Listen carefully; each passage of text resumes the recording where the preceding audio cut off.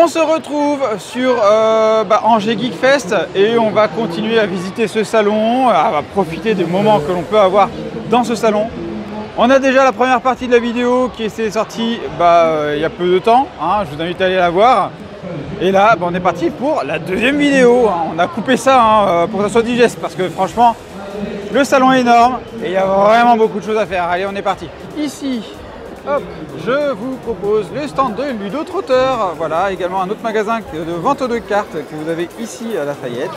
Vente de cartes, mais pas que, hein, c'est aussi jeux de société, là, vous pouvez le voir. Hop, donc c'est les partenaires de Sofiane, que j'ai pu voir, avec laquelle j'ai pu discuter, il est très très sympa. Ici, de la carte. Hop, ici, de la carte. Pareil. Beaucoup de monde, hein, sur le stand de Ludo Trotteur, c'est assez fou. C'est assez fou. Et regardez-moi ça, tout ça. Et là, le tapis card game, il m'en faut un aussi. Putain, mais je vais repartir, je vais pleurer quoi. Le tapis, il est super bien. Regardez-moi. Le tapis, il est excellent. Putain, mais tous les tapis Dragon Ball. Avec Gogeta. Ah oui, avec Gogeta. Oui. Faut que je revienne, Ici, d'autres cartes de chez Ludo Trotteur, toujours. Toc. C'est excellent.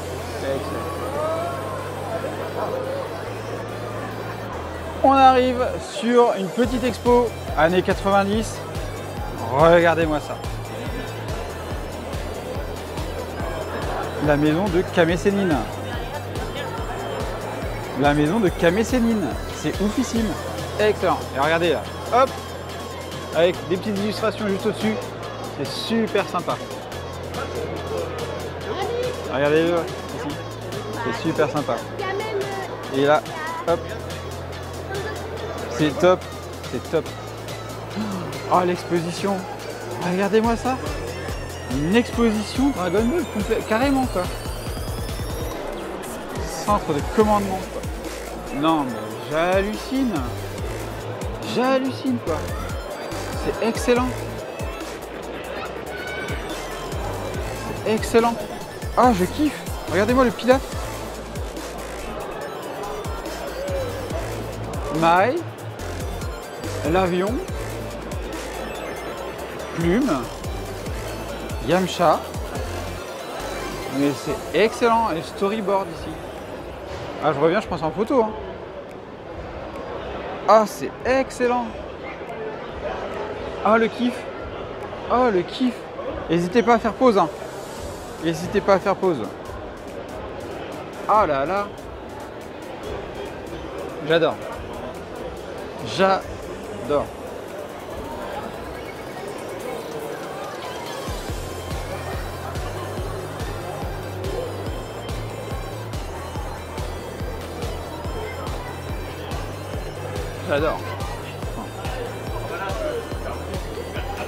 C'est ouf.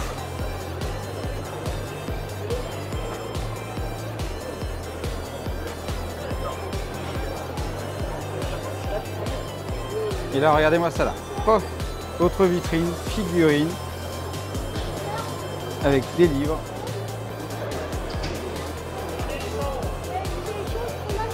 C'est ouf. C'est oufissime. Regardez-moi ça quoi. J'adore. Oh là là, cette scène de Goku et Grand Père Gohan quoi. Là. Le Goku, regardez en continuant ici. Bactéries. Filin. Oolong.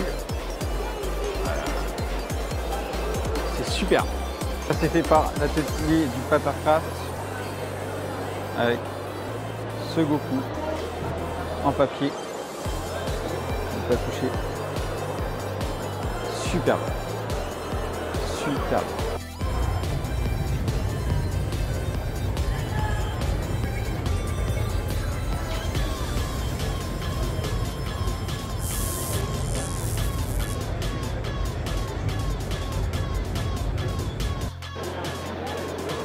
eh bien, je me balade, voilà, dans le salon, et qu'est-ce que je vois? Le stand du doc avec One Piece. Je vous montrerai la petite photo, hein, j'ai fait une petite photo avec lui. Là, il me laisse tranquille pour pouvoir vous présenter son stand. C'est magnifique, c'est juste magnifique. Regardez, hop, des petites acryliques, tac, Dragon Ball, c'est oufissime, j'adore. Acrylique poster, regardez ça, c'est excellent. Et alors celui-là, mon Dieu, je le kiffe, Si, les petites pièces de la monnaie de Paris, ça du coup, hop, c'est magnifique, regarde. Pas forcément des cartes One Piece, hein, forcément. Et hop, c'est parfait, c'est nickel. Donc bien sûr, la chaîne de One Piece Passion, hein, ici, de la carte. Et bah, le monsieur, il est là, voilà. Et ça, c'est son stand du coup. Et au milieu de toute l'exposition, hein, que je vous ai montré, franchement, c'est superbe emplacement, des choses mais collector de Dragon Ball. Franchement, ça fait plaisir à voir, à visiter, mais c'est c'est magnifique quoi. Vous avez vu tous les cadres qu'il y a, les cadres, c'est une dinguerie, Le monsieur, il est super bien placé, il est clairement super bien placé. Ils l'ont mis bien, franchement, magnifique endroit, regardez-moi tout ça, magnifique endroit. Alors ici on a une petite exposition sur le ciné des années 90, bah forcément, hein, le fameux Splendid The Mask, et bah, Soldat Ryan qu'il faut voir, Pulp Fiction, Edouard aux mains d'argent, magnifique aussi, franchement, n'hésitez pas à regarder tout ça. Donc là, des petites expositions, savon et dents, oh ça Fight Club, voilà, ici, et différents films avec Mad Movies. Donc petite expo aussi là avec les magazines de l'époque, Alien, Dune, Titanic, avec le fameux bijou, le fameux masque ici, voilà, et bah le fossile moustique, tac, avec Forrest Gump, magnifique film ça aussi, franchement. Et le fameux Titanic, le recordman des films. Ici, on peut se prendre en photo en mode Titanic. Oh, les POG, regardez-moi, POG, Caps, tout ça, les guignols de l'info. Le Ciné Live, ah bordel, le Ciné Live, je sais pas si vous connaissiez, mais à l'époque, tu prenais le bouquin, tu avais un CD-ROM et tu avais toutes les bandes annonces dessus. C'était juste phénoménal, j'adorais, c'était excellent. Donc, L'Armée des 12 singes, forcément, superbe film ça aussi, n'hésitez pas. Ici, Contact, Truman Show, Waterworld, voilà. Excellent. Les consoles, voilà la Game Boy, X-Files, là on est en train de se les faire, c'est sur Disney+, X-Files, le fameux Minitel, à l'époque, hein. Et des magazines encore, pareil, Sixième Sens, superbe.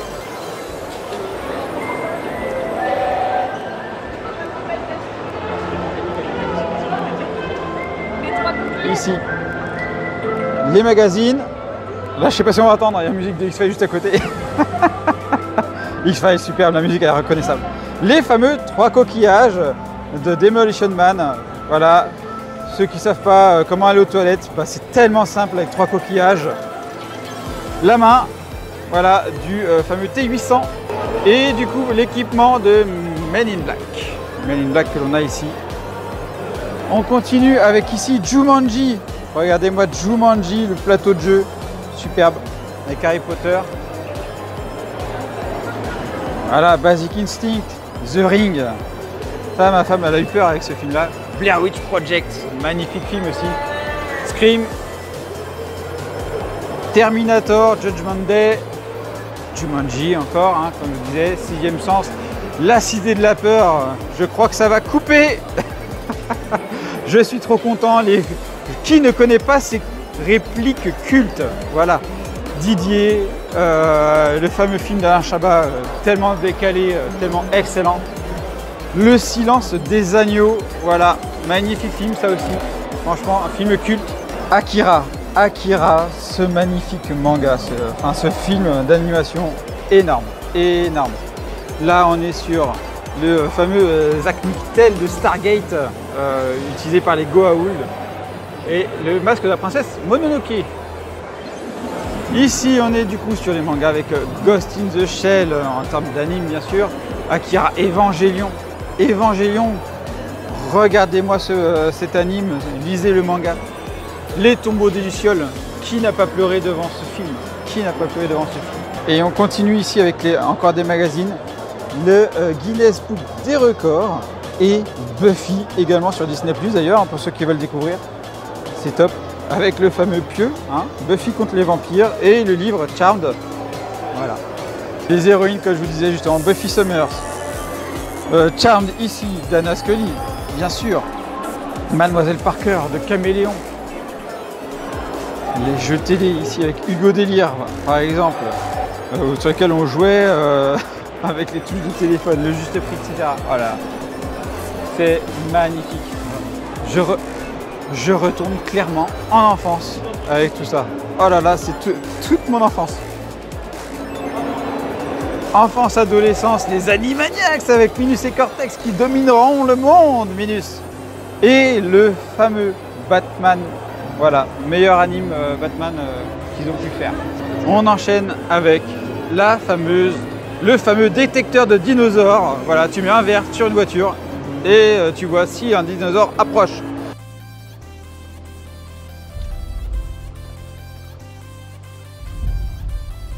La fameuse voiture en fait de Jurassic Park, tout simplement. Elle est magnifique. Magnifique. J'ai trouvé le centre de Bat Factory, vous allez voir, ils font des dingueries, j'en ai à la maison, j'en ai pris à la maison, je vous montre ça. Ce sont des armes sur l'univers de Batman. Alors là, vous allez me dire, ouais, ça ressemble pas trop à l'univers de Batman, mais regardez-moi ça. C'est du vrai fer, hein. Tu te plantes ça dans le pied, tu vas à l'hôpital, clairement. Comme je vous disais, j'en ai à la maison, j'ai celui-là exactement à la maison. Et on a failli le faire tomber, c'est le meuble qui a failli prendre, qui a pris cher. Hein. Le meuble a pris cher, regardez, hein. Ça se plante facilement dans le bois. Hein. C'est une dinguerie, c'est une dinguerie ça. Et vous savez, en termes d'anime et de comics, c'est Batman que je kiffe le plus. Et ça vraiment, c'est vraiment... c'est vraiment l'emblème de Batman, quoi, hein, clairement, hein, avec les différents éléments. Donc ça, c'est du fait main. N'hésitez pas à suivre hein, sur les réseaux Bat Factory. Il montre aussi ses réalisations. C'est superbe, superbe. J'adore ce qui est fait. Ici, il y a des simulateurs, vous pouvez voir. Bon, le monsieur, il est un peu dans l'herbe là. Mais ça a l'air d'être hyper kiffant. Assis avec le volant, tu dois prendre une vraie dose de bonheur là. Petite visite du stand de Chané Art. Hop, ici vous avez les réseaux. Hop, n'hésitez pas à flasher le QR code si vous voulez le regarder. Et regardez-moi ce que cet artiste propose. Franchement, je trouve ça oufissime. Regardez les dessins avec les dorures intégrées. Mais c'est juste oufissime. Et regardez les effets aussi lumineux sur ces affiches, mais c'est vraiment une dinguerie. C'est une dinguerie. Regardez-moi ça là. Les dorures intégrées, c'est magnifique. Ah, les petits dragons, en plus, c'est un univers que j'adore. Hop. Franchement, n'hésitez pas à regarder ce qu'ils proposent.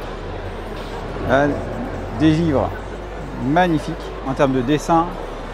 Et je vous dis, le travail avec les dorures, c'est magnifique quoi. C'est magnifique. Bonjour Sofiane. Bah, salut à toi. Merci pour cette interview, ça fait très plaisir. Avec grand plaisir.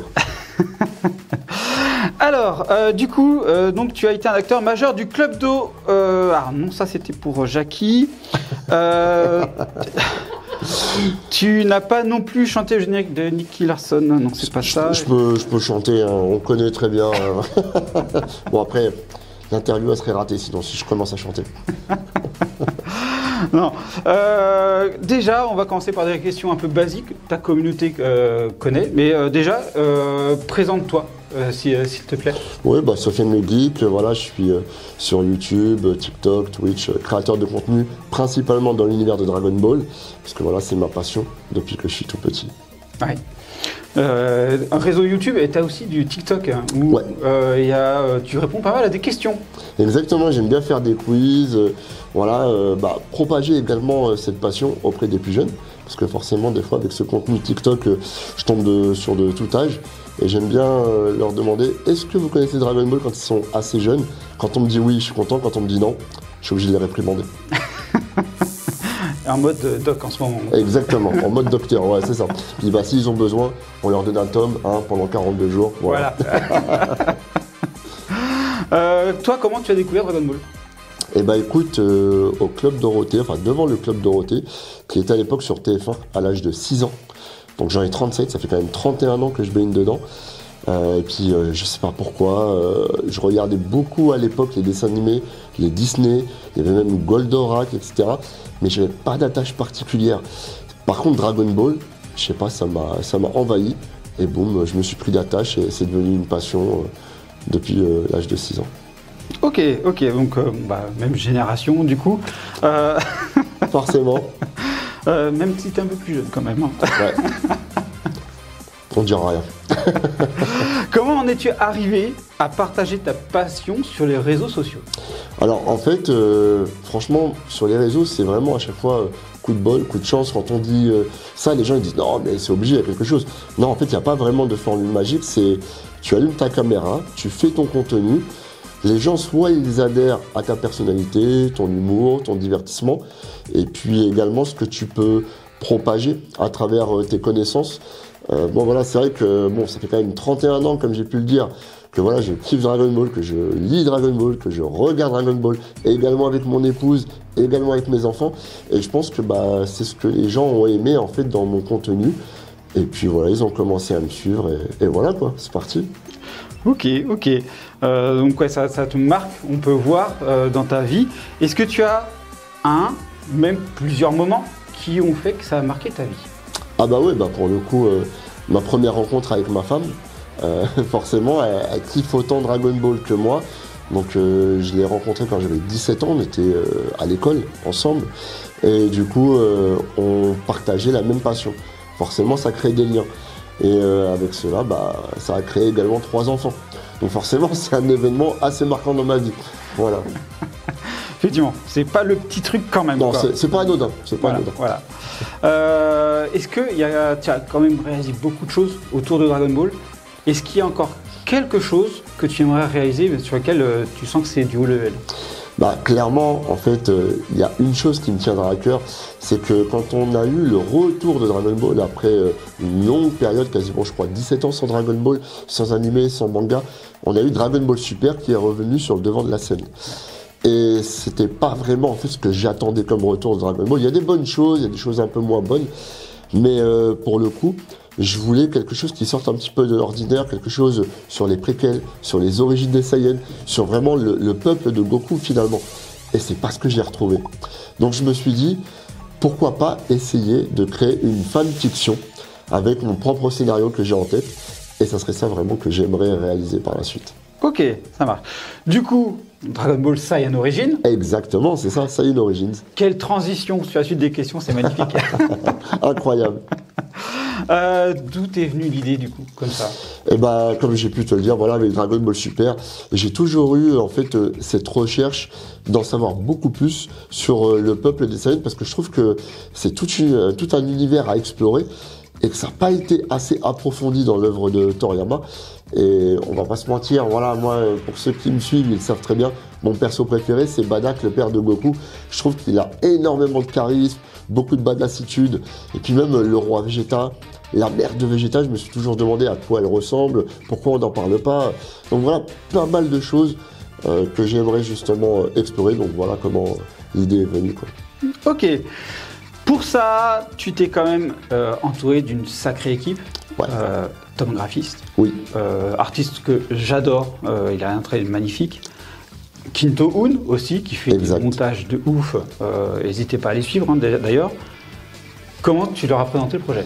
Alors en fait, ça a commencé d'abord avec Tom Graphiste, il y a de ça quelques années, parce que ce scénario, ça fait des années quand même que je l'ai. Et j'en avais déjà parlé, je sais pas, il y a 3 ou 4 ans. Et comme il est très sollicité pour faire des illustrations, etc., il m'avait dit, franchement, Soso, j'ai pas le temps, parce qu'il me suivait déjà sur mes réseaux, on échangeait beaucoup. Il me disait, je n'ai pas le temps justement pour ce genre de projet, parce que ça prend énormément de temps, c'est beaucoup, beaucoup de taf, ça faut le savoir. Et je disais, ok, pas de souci. Et puis un jour, on était en convention à Lille, si je dis pas de bêtises, dans le Nord. Et puis on mange ensemble, et je lui reparle de ça.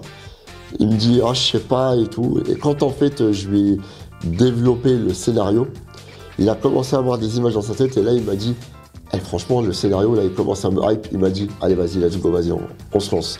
Et là, pour le coup, j'étais vraiment satisfait qu'il me suive parce que pour moi, il a une patte graphique incroyable qui ressemble et qui se rapproche du maître Toriyama, tout simplement. Donc, super fidèle à l'œuvre. Et Kinto-un, alors c'est un peu différent parce qu'il est arrivé un petit peu après en cours de projet, parce que moi, j'ai toujours des idées, toujours de l'imagination, etc. Et je me suis dit, purée, mais j'ai pas envie de faire de Saiyan Origins une annonce comme ça en disant sur ma chaîne, voilà, on annonce Saiyan Origins, et voilà. Je voulais vraiment taper et marquer le coup avec un trailer. Comme Dragon Ball Super pouvait le faire, mais j'essayais également d'avoir un trailer encore au-dessus. Et je me suis dit, la seule personne qui pourrait faire ça, qui a également vraiment les compétences dans son métier, etc., c'est Kinto-un. Ouais. Et il a accepté direct, il m'a dit, ah, mais bien sûr, Sofiane, moi, ton projet, il me hype. Et puis voilà, c'est parti, il nous a fait un trailer masterclass. Ah ouais, c'est clair, hein, j'avais vu, tu avais fait en première, en plus, sur un live. En avant-première, ouais, en avant-première, ouais, incroyable.